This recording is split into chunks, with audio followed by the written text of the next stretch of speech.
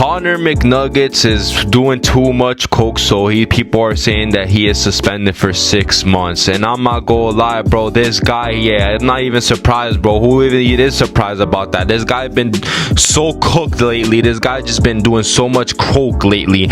Even when I went to the BKFC event, just the way he acts is too hyper. It just seems like he's just off it.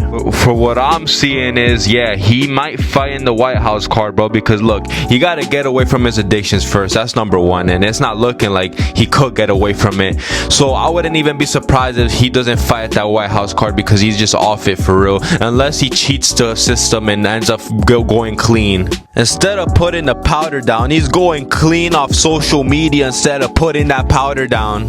Conor is just a different story, bro. Like, we can't understand this man, bro. Like, he needs to do other good things instead of putting away social media. Yeah, social media is a step one of bettering your life, obviously, but man, that powder been messing up his whole life, bro. To be honest, bro, I wouldn't even be surprised it happens, bro, because look, Michael Chandler is gonna sleep him, bro, and this is gonna be bad for his legacy too. Like, what does he gain out of fighting Michael Chandler? If you really just think about it, bro, what is Conor gaining out of this, bro? He already submitted his legacy, bro. If he just goes back and try to prove something, it's not gonna do him good business wise, depending on how much he's getting paid, bro. We already know UFC is not paying these fighters good enough, bro, but honestly, bro, I don't know, bro. I don't feel like he's gonna go back in that octagon. Something is telling me that him getting suspended for whatever 6 months, I think, is irrelevant, because first of all, bro, the White House card is gonna happen around June 14th, and he's suspended till March 20th. So if anything, that doesn't mess up the White House card, bro. It's also looking like it's gonna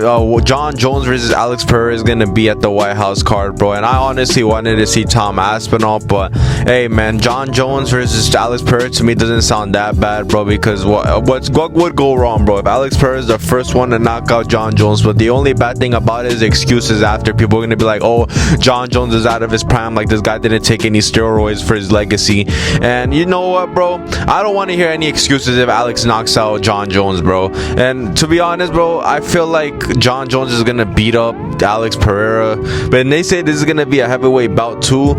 And if this was to be a light heavyweight bout, bro, that would be very dumb, bro, because what is gonna happen after this? So Ilia Topuria and his wife have broken up accordingly. Like, I don't believe it. I feel like this is just promotion tactics, bro. You already know Ilia and his wife are like so close to each other, bro, so I just feel like this is all fake, and all this social media stuff is fake, bro. That's all I gotta say, bro. Don't believe anything on the social media, bro. And if it is true, bro, I am praying for Justin Gaethje, because Justin Gaethje is gonna get slept by Ilia Topuria. He's even saying the king is coming, nobody's safe, line him up so he could knock him out like a bowling ball, and I absolutely believe this, bro.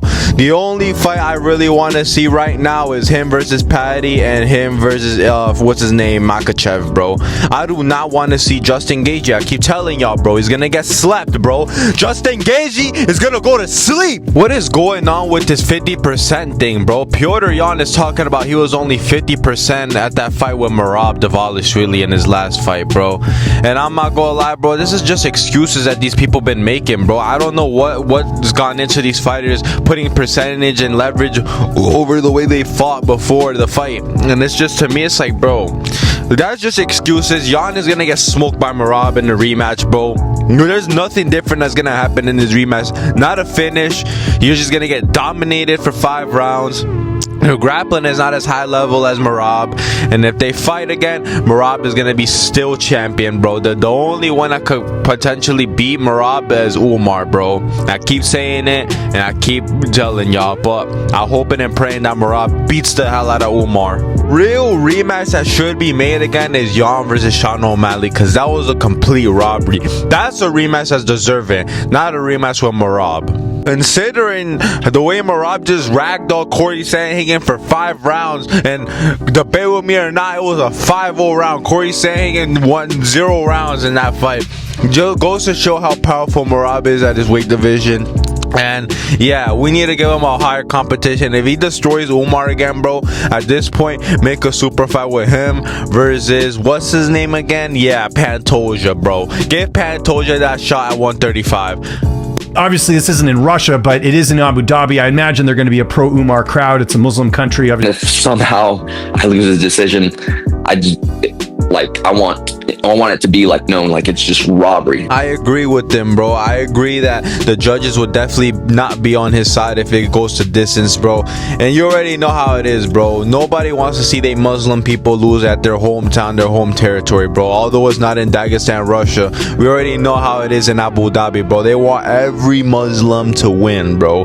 So I'm hoping and praying that Mario Batista knocks the hell out of Umar, which is not gonna happen because Mario Batista sucks. And I already know what's gonna happen in this fight, bro. He's gonna hold him down in the ground the whole fight while Mario Batista is gonna try to keep it standing, bro. That's exactly what's gonna happen unless this guy puts in hard work in training camp and trains straight wrestling, bro. Because look, Umar, bro, all you gotta worry about is wrestling, bro. Mario Batista's boxing is not even that bad, bro. And he is saying that Merab already showed the blueprint to his way of fighting, which is true, but I don't think that Mario Batista can replicate it, bro. Merab did it because he has straight cardio and knows how to fight.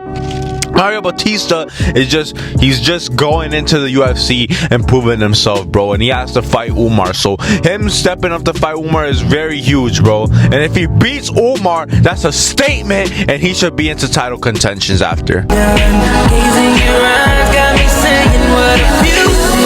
Tracy, what are you doing, bro? Yo, someone find this guy, bro, because he's doing what he's not should be doing, bro.